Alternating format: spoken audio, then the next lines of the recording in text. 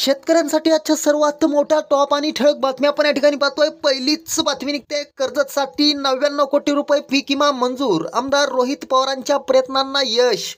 पुढली मोठी बातमी निघते. नाशिकमधून शेतकऱ्यांचं संपूर्ण कर्ज माफ करावे, शेतकऱ्यांची मागणी.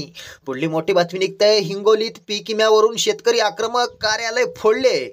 पुढली मोठी बातमी निघते. लातूरसह परिसरात मुसळधार पाऊस, जिल्ह्यात 2 दिवस येलो अलर्ट जारी.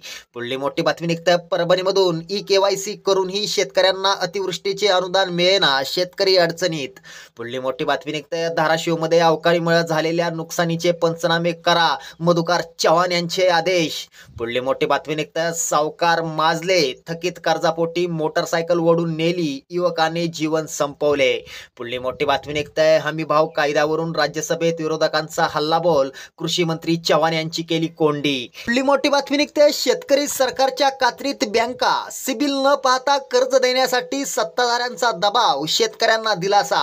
पुढली मोठी बातमी निघते. बळीराजासाठी आजची मोठी बातमी. पीक विमा तातडीनं जमा करा, अन्यथा परिणाम वाईट होतील, कृषी मंत्र्यांचा पीक विमा कंपन्यांना इशारा. शेतकऱ्यांसाठी या होत्या सर्वात मोठ्या टॉप आणि ठळक बातम्या. धन्यवाद.